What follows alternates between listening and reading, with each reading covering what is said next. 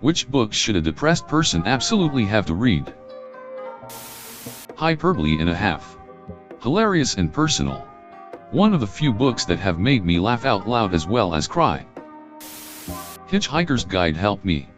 Just an absurdist take on humanity that helps undercut any overwhelming negative thoughts I can't shake. Winnie the Pooh. Some kids are messed up at an early age. I was one of them. Pooh and Rabbit, and especially Eeyore, were cool friends with massive faults. I learned from these books it was okay not to be like the others. Definite read. Meditations by Marcus Aurelius, just a man's thoughts on how to better himself. Never meant for publication. A Street Cat Named Bob from James Bowen. It's an autobiography from a drug addict who gets clean with the help of a cat he had adopted. Start a long series. If you get hooked on it, it gives you something to look forward to. A lifeline to hold when things get rough. The Little Prince by Antoine de Saint-Exupéry. I don't think it needs an introduction. It's a very small book, which helps since some people with depression can't read huge volumes. It tires them out. It's also very simply written while being thought-provoking at the same time. It is only with the heart that one can see rightly. What is essential is invisible to the eye. Slaughterhouse-Five. Seriously. Kurt Vonnegut got me through some rough times emotionally. He has a dark, wry sense of humor, but ultimately a heart of gold beneath that really makes you feel like you're not alone.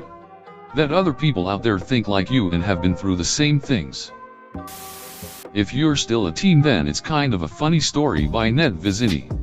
For sure made me smile, and I could, even if only for a while, feel less lonely. Good Omens. It's been my favorite book for around 25 years now, and it never fails to make me smile. It's hilarious, yes, but there's a quiet charm and encouragement that reminds you that as hopeless as things may feel, they will get better. Man's Search for Meaning by Viktor Frankl. A really nice book for developing a solid foundation for dealing with problems. Man's Search for Meaning by Viktor E. Frankl. It helped me a bit, and most people I know who've read it. Viktor E. Frankl is a psychologist who endured a concentration camp as a Jewish prisoner. He observed what kept people alive and what didn't, and used his experience to launch his own psychotherapeutic approach called logotherapy, which focused on will to meaning. He applied his own theories to his life in the concentration camp, writing his book while he was there. The first half is biographical. The second half is his theories and practice for them. Depression and how to help deal with it in a way similar to cognitive behavioral therapy. War and Peace. I am not joking. There is something about that work that just murders depression. I think it's the way it covers the full spectrum of human experience. I think this post can become an interesting resource for depressed people.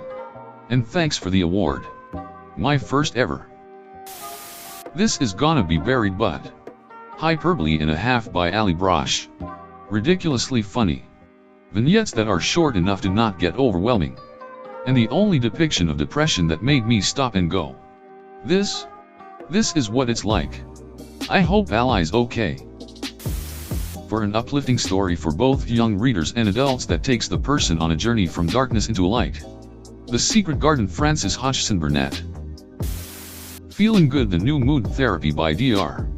David Burns. This book is all about cognitive behavioral therapy and has been proven to help people.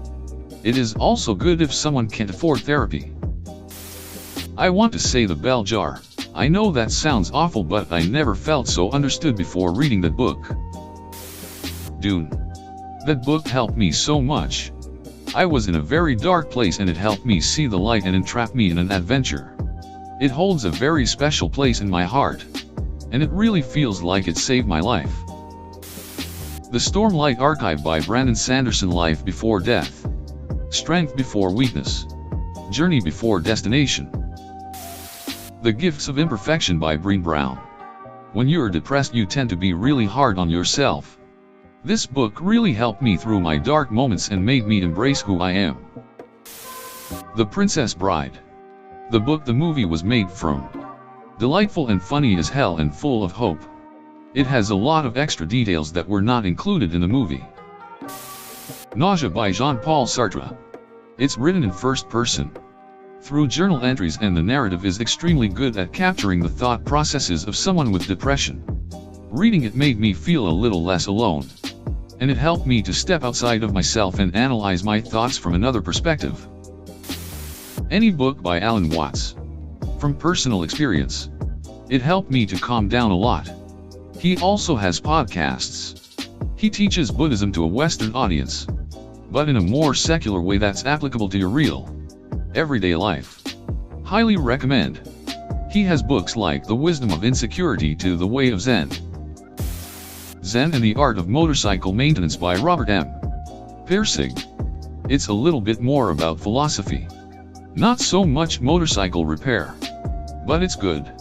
Made me look at my problem-solving skills, and how to approach actually understanding something vs just being in the moment and accepting things as they are. Slaughterhouse-Five did wonders for me. Catch-22 is another popular, funny World War II book. The humor is more obvious in Catch, but both are excellent. Narcissus and Goldmund. It is a beautifully written book which can either make your depression a bit more severe or can help you. It depends on how you view life and its evanescence.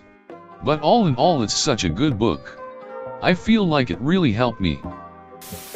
Magic Cleaning. Marie Kondo, hear me out on that one. I usually struggle with my environment a lot when my mental state is on its worst side. I keep everything cluttered and can't handle the amount of stuff I have. I cannot find things, which then frustrates me, pushing me further down. The book is not only an easy and light read, but it helps you set certain systems in place that you can easily maintain once you did it. My mind usually feels better when everything around me is clean. Also, I did the classic "does it spark joy" thing, and it was actually nice. I now only have things that really keep me happy. Nothing unnecessary. It is freeing. I like the little stories that Marie Kondo put in her book, although not all of them were relatable for me, as she is in a traditional housewife mindset. They still put a smile on my face. I would really recommend that book to get out of a down phase or to prevent unnecessary stress. 100 Years of Solitude should be required reading for everyone. In my life, it's informed every major decision I have ever made. Don't know if anyone's mentioned it, but The Messenger by Markus Zusak. I read it when I was at a really low point, and I can say that book just cleansed my soul.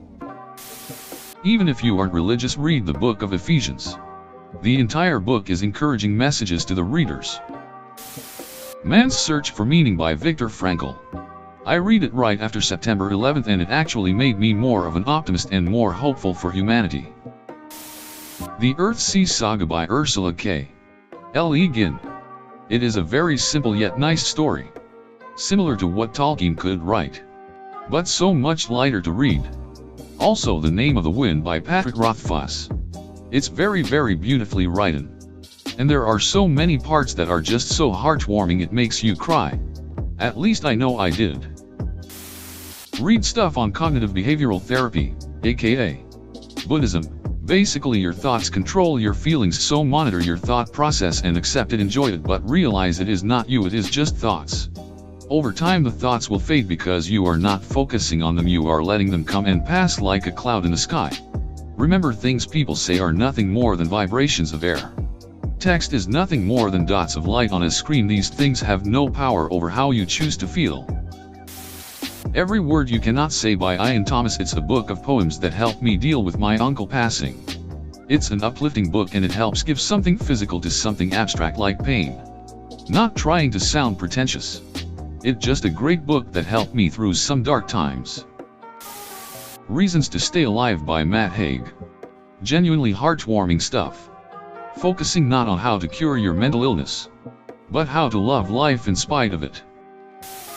Anything by Terry Pratchett. Especially his Discworld series. Sometimes falling in love with characters in a different world lets you ease the negative thoughts.